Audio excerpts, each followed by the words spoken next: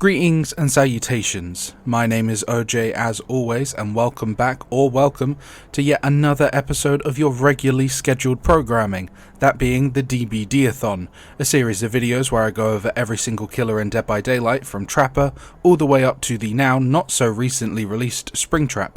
I go over their lore, power/gameplay, their teachable perks and their character design, and my favourite / least favourite cosmetics for them. Before we talk about our object of obsession for today, I would like to just give a fair disclaimer that first things first, these clips for the next 3 videos, that being TheKnight, Singularity and Skull Merchant, not in that order but you get what I mean, were recorded before the most recent update to the game, that being the Walking Dead chapter update. And as I've said in my previous video, which by the way, thank you for the huge support on that video, it's been very good to see, I will not be making any more Dead by Daylight videos past Singularity until A, the chase bug is fixed in relation to fog vials, and B, until performance is fixed, as I cannot currently actually play the game without it stuttering like all hell, which is, not fun for me to do and not fun for you to view. So, anyways, with those disclaimers out of the way, our object of obsession today is Tahos Kovash, also known as TheKnight. Now, as I do to start off every single one of these videos thus far into this series, I would like to begin by reading his in-game lore, aka just reading his in-game bio, because for a point of reference, I am not a lore guy. If you're looking for more in-depth videos on lore, I suggest someone like Pixelbush, who has done some very good videos on the lore of all of these killers and survivors in the past. But with that said, Tahos Kovash's in-game lore, or bio, reads as such. Tahos Kovash didn't remember much about his childhood, but what he did remember, he would chase his entire life. He remembered the cries and screams in the village. He remembered his mother forcing him to swallow a thick, black fluid-like medicine. He remembered collapsing to the hard floor only to awaken in a mass grave, buried under a crush of bodies with the sound of the village burning in his ears. He remembered pushing, pulling and climbing to the top of the bloody mass, only to be seized by the death, destruction and silence, the indifferent and impenetrable silence. A high-pitched whine suddenly sounded in his ears, and his skin began to prickle as he realized he was in the presence of something he couldn't possibly understand. And though he couldn't articulate what he was experiencing, he knew it wasn't pain, grief or fear. It was something else, something closer to awe. As Tahos tried to make sense of the moment, he didn't notice the men who approached him from behind. He didn't even react when they carried him off to a horse-drawn buggy and locked him up in a small wooden cage with other slaves. He just stared at the scene, mesmerized. And even as they rode away telling him he was headed for Italy, Tahos stared through the wooden cracks with eyes wide open, and a heart wanting to understand what could not be understood. From that day on, Tahos belonged to the Guardia Compagnia, where he trained under Kadir Hakam. There he learned to wield weapons, forge armour, and recite a code of chivalry to obediently serve those who would employ his services. As the years passed, Tahos made few friends amongst the hostile and competitive mercenaries. But his skills, strengths and smarts attracted a small following who believed his courage brought them luck in battle, and that one day he would help them earn their collective freedom. 3 of his followers pledged their undying allegiance to Tahos and came to be known as his faithful 3, his pack. Alejandro Santiago apprenticed with the Guardia Compagnia armourer. Dorcos Malisek showed an aptitude for stealth and silent kills. Sandal Raut matched Tahos in strength and size, his weapon of choice, a massive battle axe. As the Guardia Compagnia carried out campaigns in faraway lands, Tahos dispatched countless enemies. Years passed, blood flowed, and yet all that killing still didn't bring Tahos closer to what he had experienced in his village. Nevertheless, for his bravery in battle, Tahos was granted knighthood and freedom. The Hungarian slave was now liberated, his brutality rewarded, though his heart still longed for something else, something he could not name or describe. Tired of taking orders from those he considered his inferiors, Tajos left the Guardia Campana to strike out on his own. Their leader, however, refused to release his followers. Determined to raise enough gold to liberate his followers, Tajos found employment with a wealthy Italian lord. Vittorio Toscano was the Duke of Portoscuro. He was also a scholar, a world traveller, and a collector of ancient knowledge that had been hidden by an unknown cabal of mystics. Tajos joined Vittorio's latest expedition to find a fragment of a pillar from an ancient school lost to time, a stone Vittorio called the Lapis Paradisius, for he believed it held secrets to open a gateway into a perfect world beyond good and evil. The expedition searched Roman ruins in France and crossed the Pyrenees mountains into Spain, where the path led to the catacombs beneath the Portuguese city of Sintra. The citizens there considered the catacombs sacred. Tajos would have to kill the villagers guarding the entrance to retrieve the stone. Not wanting to shed blood, Vittorio commanded Tajos to find another way. But Tajos, who had seen the most horrific acts committed under the guise of chivalry, refused to be dissuaded by the pretenses of honour. He waited for Vittorio to ride back to camp. Then, with a mighty roar, he pushed forward, cutting a path of blood and gore into the darkness until he had the stone in his grasp. Upon returning to the town of Portoscuro, Tajos imprisoned Vittorio in his own dungeon, demanding to know the meaning behind the symbols etched into the stone. When Vittorio refused to talk, Tajos brutally tortured his friends and relatives and made horrific displays of their bodies in the streets. But nothing he did shook Vittorio's resolve to keep the secrets of the stone from Tajos. Enraged, Tajos seized control of Vittorio's riches and raised a small army. Within months, Tajos fearlessly marched upon the Guardia Campana, decimating their barracks, freeing his followers, cutting down his enemies like twigs, and collecting their righteous heads for his growing displays of valour. In time, several lords in neighbouring provinces believed Tajos was the very embodiment of evil. They banded together to create a moral and virtuous army to purge evil from Portoscuro. Tajos ignored their threats. He viewed the lords as a cowardly lot who cloaked their greed and ambition in laws, codes and platitudes. Laws and codes and platitudes designed to hide from the very darkness Tajos embraced and accepted without judgment. But with his enemies on the march, Tajos headed towards the dungeons to give Vittorio the death he deserved.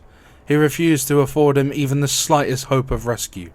With dark intentions, he entered the small prison, wound his way into the bowels of the earth, and pushed through a torch-lit corridor. He hesitated for a moment, realizing he would never learn Vittorio's knowledge and secrets, but neither would anyone else. That was good enough for him. And so, he unlocked and kicked open the dungeon door. 2 quick strides brought him to an empty, rat-infested chamber. Tajos stood silent for a moment. Then a roar of indignation burst out of his lungs as the sounds of battle suddenly reverberated throughout the town. Instantly, he stumbled through the corridor, rushed up the twisting stairs, vaulted out of the moonlit doorway, and charged through pools of gleaming blood and viscera, smashing and shattering his way through the enemy. The moral and virtuous lords rained flaming boulders and tree trunks among the town, bursting through homes, crushing villagers like worms, pounding the ground and igniting stacks of hay and piles of lumber into massive tongues of fire. Amidst the carnage and chaos, the pack found Tajos, and back to back they became a whirlwind of death. Some believed their courage gave them luck, others believed something otherworldly protected them. Whatever it was, they alone felled dozens of warriors as easily as stomping and crushing beetles. As they butchered the enemy, Tajos didn't notice the strange fog rising from the fallen corpses and clattering armour until he couldn't see 2 inches in front of him in any direction. Tajos stumbled forward, groping in the thick fog like the dark fluid his mother forced down his throat all those years ago. His coordination and sense of direction was confused as he called out for his pack. How long he stumbled in the almost perfect darkness he did not know, but suddenly the fog dissipated to reveal a phantasmal wasteland of rotting bodies, burning villages, and great crumbling towers leaning drunkenly on the horizon. He stared in awe. A familiar, high-pitched whine sounded in his ears, and his skin began to prickle. He stood transfixed, realizing, by some incredible chance, his heart has found exactly what it had been searching for all of his life. He didn't need Vittorio. He didn't need the stone. He had found his paradise. He had found the beauty and the horror. He had found the sublime. Now, Tahos's lore is very good. I really, really do like him. I like his lore, I like his connection to his survivor that came alongside him, that being Vittorio. Also, I would like to just say, this video may sound a bit different as I'm trying to record a little bit further away from my mic, because some people have mentioned that they can kind of like hear the sounds my mouth makes, like spit moving around, blah blah blah, stuff like that. And I would also like to apologise if I pronounced any words wrong. There's a lot of Italian words in his lore, as you just heard me say, and I did try to pronounce them as best as I could, but I am just a white English man. I can only do so well. Though, I also apologise for the little accent I put on whenever I say those words. Anyways, I really like Tahos's lore. I really like his sort of chase of this sublime feeling, this otherworldly feeling that just brought him to a point of perfection, and the fact that through his efforts, through just killing and murdering many, many, many people, he eventually found it in, the trials and the fog, and the entity seems to have bestowed that feeling upon him. It probably was the entity giving him that feeling in the first place. The entity likes to plan out his killers getting into the fog and the such, as I'm sure many of you well know, so it wouldn't be too surprising if the burning of his village was actually some sort of entity planned event to sort of instill this need to chase that feeling of sublime once again, in Tahos, I mean. But yeah, I really like his lore, I like his character quite a lot, and with that said, let us move on to his gameplay / his power. Now, before I can actually discuss his gameplay and how it works, I would like to address an elephant in the room, which is how notoriously buggy the Knight is since his inclusion into the game. Knight, without a shadow of a doubt, is probably one of the buggiest killers they've ever added, alongside characters like the Twins and Houndmaster. For those wishing to know what bugs there are and what still exist as of today, as to Behaviour's credit, some of them have been patched out, but he is still left with many, many, some that are like years old. I've left a link in the description to a Google Doc from ZMPIXIE, which she's like the biggest Knight fanatic to ever exist. So if there's anyone who knows more about Knight's bugs and their history, it's her. I would suggest you should read it if you wish to know what bugs there are as of the Five Nights at Freddy's patch, as that's when this Google document was last updated. I'm sure that it probably would be much bigger if we include any of the bugs introduced for the latest patch, as I'm sure you're all known from my previous video. But speaking of his actual power, it is known as the Guardia Compagna, which allows the Knight to summon one of 3 of his guards, those being the Carnifex, the Assassin, and the Jailer. Now, these guards have a myriad of different things that they can do. First things first, when you actually press the power button, you're in a state where you kind of enter this like ghostly first-person view, and in this view you are able to do a multitude of things. By hovering over, say, a generator or a pallet or a breakable wall, you can order a guard to destroy said thing, and it would do it as you would, with various speeds depending on who is summoned. But you can also create a long trail where the guard will patrol along that trailed path, with, of course, varying speeds and sizes depending on, who you summon. As they patrol, by the way, there is a circle around them that is like a detection ring, and if a survivor enters this detection range, the guard will detect their presence and begin to hunt the survivor, initiating like a small chase.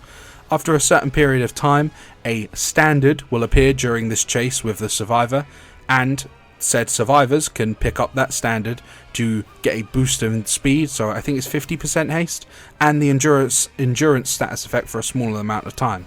Now, the guards themselves are different in not small ways, but like there's a reason to use each of them for different scenarios. The Carnifex, for example, also known as the Fat One. I forget their names a lot of the time, so I just end up calling them like the Fat One, Stabby One, and Long One. I forget their names a lot, but the Carnifex, which is the Fat One, has the unique ability to destroy things quicker. So a lot of people, such as myself, will deploy him right in front of a drop pallet to almost immediately destroy the pallet and allow me to keep up the chase quicker. The Assassin is best in hunts, as his hunts are faster, so he chases survivors quicker and usually catches up to them quicker, but his actual hits during chases inflict a deep wound status effect as well. Whereas the Jailer, the final of the three, has a longer patrol path and a larger detection radius, meaning that he can be deployed in areas to keep some sort of map control for a longer period of time than, say, the other two. Now, his power has a lot of intricacies to it. Like, there is so many different things you can do with it and so many neat little tricks that are available, and I am not the person for it. I am not very good with his power. Like, he's a very macro scale killer, or can be a macro scale killer. There's a lot of different play styles for him. Back in the day, they kind of like nerfed it and kind of like disincentivized it, but one of the playstyles was known as the pincer playstyle, where upon starting a chase with a survivor, you would kind of deploy, or once a guard had started to chase a survivor, you would kind of like follow the guard and try to wait for the exact moment where the guard hits the survivor so you can then hit them immediately after, basically getting a free down. It wasn't very fun to go against, and it honestly, in my opinion, wasn't very fun to do either. It felt cheap. So they did nerf it, so if you chase a survivor that's being chased by a guard, the guard's chase timer will go down much quicker. But now, that's opened the door to him playing on a macro level. He's able to deploy his guards to go sort out one area of the map, whilst he goes to sort out another. He has probably the best map control of any killer outside of like Singularity, because he's just able to basically be in two places at once, which is very valuable and quite fun in my opinion. It feels good to have this sort of never-ending control of the map at all times, and to know that you've got, your buddies over in the corner fighting or chasing one survivor while you chase a different one. It's fun to do. I like his sort of macro level of play, and he's in my opinion, probably one of the most unique killers they've ever designed.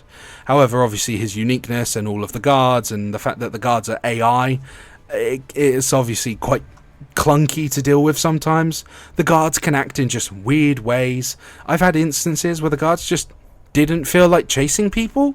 I'm not sure why. I've had instances where like survivors will run like basically right past a guard, like they'll touch hips, and the guard will just be like, nah, I don't feel like chasing them. What are you doing? Why are you not chasing? Go get them. What are you doing? But yeah, outside of, if we ignore the excessive amount of bugs, and if we ignore the weird clunkiness and oddities with how his guards work due to their nature of being behavior designed AI, he's actually really fun, and I really enjoy him. He's like, gameplay power wise, he's one of the more unique killers in the game, and I'm very fond of him. But with that said, let's move on to his teachable perks, which are quite good in all of their own rights. The first of his teachable perks is known as Nowhere to Hide, with a description reading as such: the machinations of the weak and craven draw your ire. Your anger forces survivors to reveal themselves. Whenever you damage a generator, reveal the aura of all survivors standing within 24 meters of your position for 3, 4, or 5 seconds.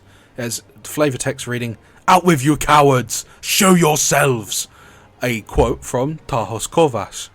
Now, this perk is one of the best, aura reading perks in the entire game, just because it's so very simple to activate. Kicking a gen is not a difficult task. You will be doing it almost every game outside of, you will probably be doing it every single game.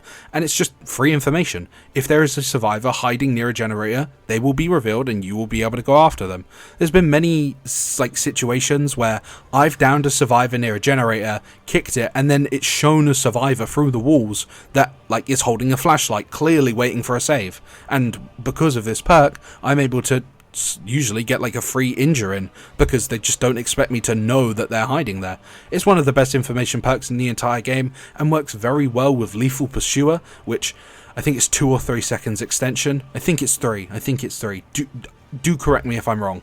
But with Lethal Pursuer, you're actually getting 8 seconds or 7 seconds of aura reveal on survivors near generators. That's good. That's really good. And 24 meters is quite a wide radius, all things considered. So yeah, even better. Great perk, fantastic perk. One of the best aura reading perks in the entire game. But with that said, let's move on to his second perk. Said second perk is known as Hex Face the Darkness, with a description reading as such. You make an example of one of your victims, forcing their allies to become awed by your power. Injuring a survivor by any means lights a dull totem, activating the Hex. While the Hex is active, all other survivors outside of your terror radius will scream every 35, 30 or 25 seconds, revealing their positions and auras for 2 seconds. When the survivor enters the dying state or becomes healthy, the Hex totem becomes dull again and this perk deactivates. If the Hex totem is cleansed, this perk is permanently disabled. Its flavor text reading, I shall make an example of you. Those mewling worms will never know peace. Another quote from Tahos Kovash. Now, this perk is kind of okay. It's fine enough. I found decent use out of it in, funny enough, I think my second build that I show off in this video, where I just tried to make Hex totems near impossible to break, because as you know, if you interrupt a Hex totem cleanse at any point, it resets the progress instantly. So if you have, I don't remember the name of it, it's the one with the deer icon, I don't remember the name of it, but it makes Hex cleansing really, really slow. With this perk, it causes obviously everyone outside of your terror radius to scream, and when you scream, you interrupt the action that you're currently doing, so it's going to be slow as hell to cleanse a Hex totem, but then you scream and then it resets the progress. That's basically the only use I've ever really found for this perk, but yeah, it's fine enough. It's not special enough for people to want to run it, and as always, there are better Hex totem perks that just work easier. As always, the perks that are sort of passively activated or passive play sort of encouraging are always going to be more favourable, and this perk obviously requires you to injure someone first, which, you know, God forbid you do that for a benefit. Despicable behaviour. Awful. Not the company, I mean like behaviour as in the actual nature. Anyways, with that said, let's move on to his third perk. Said third perk is known as Hubris, with a description reading as such. You show no mercy, especially to those foolish enough to resist. Whenever you are stunned by a survivor, that survivor suffers from the exposed status effect for 20, 25 or 30 seconds. Hubris has a cooldown of 20 seconds. Exposed survivors will be down by basic attacks even if uninjured. It has flavor text reading, You have made a grave mistake, standing in opposition to me this day. Another quote from Tahos Kovash. Now this perk is a personal favourite of mine, as I'm sure some of you have seen in previous videos. I like to use the Enduring Spirit Shred build. You know what one I'm on about. Get hit by a pallet, break it immediately, and then, you know, hit a survivor. With this perk, funny enough, it was recently buffed. It used to be 20 seconds at max, now it's 30, which is way longer. This perk is just a perfect little final puzzle piece to that build, because you get stunned, Spirit Fury breaks the pallet, and they instantly go down. It just makes me chuckle, doesn't it? It can be even funnier if you run that perk from Chucky, where it makes someone blind when they stun you. That's a really funny combination, because they'll be blinded, like actually like flashbang or flashlight blinded, so they can't see, and they'll like run into a wall and just get instantly downed. It's cruel, I know, but it's funny and it's fun to do. But funny enough, this perk isn't very popular. I'm looking at it from Nightlight's sort of database, and it says that only 1% of people use it. I feel like more people should use it, especially if you're running like the Enduring Spirit Fury build. But yeah, I like this perk quite a lot, and with that said, let's move on to his design, as well as my favourite and least favourite cosmetics for him. Now, outside of the bugginess of his release, another thing that Tahos was criticised for was actually his base design. A lot of people proclaiming that it wasn't scary. Now, I would like you to think of this in a context. Say you're stranded in the woods, and you see a 6'11", 7-foot man lumbering towards you in full decked out armour with a sword that's as large as you that could split you in two with an easy cleave. Would that be scary? Do you think that would be scary, hearing the loud, lumbering metal footsteps of a man that would easily split you in half? Yeah, that is pretty scary, isn't it? We have to... By conventional standards, Tahos isn't very scary, but you have to think about the context in which he is being portrayed. Outside of, the controversy around him being scary, I think he's scary. Like, in a context, like, if I just look at him, I'd say, he's not really that scary. But you think about context, you can understand why. Speaking of his actual design, though, it's very good. It's a dude in sort of slightly rusted silver armor. The sort of ragged cloth around his neck is really cool, and the copious amount of dried blood from head to toe is a really good show of just how many people he has probably killed. I'm also quite fond of the hair, like, leaking through the metal helmet. I think that's a cool sort of added detail to make him look quite disheveled, or almost even, like, dirty. That's also on top of, like, the chains kind of wrapped around his shoulder plate and his gauntlet. And he's also quite hot. But you didn't hear that from me, right? You definitely didn't hear that from me. But anyways, with my with my love for his base design out of the way, I would like to move on to my favourite and least favourite cosmetics for him. Now, as I say in all of these videos, as a small disclaimer, when it comes to picking my favourite and least favourite skins for a killer, when it comes to least favourites, I'm not allowed to pick anything below a very rare, because if I could, I'd just pick some boring green rarity recolor and call it a day, which is boring for both you and me. And when it comes to favourites, I'm allowed to pick whatever the hell I want. Now, when it comes to TheKnight, my least favourite skin for him is probably quite easily the Grim Campaign skin, which was, funny enough, the skin he released with. I like the idea. I like the idea of, like, the bird mask helmet. It just looks a bit silly. I struggle to take the skin seriously because the bird helmet looks really, really silly.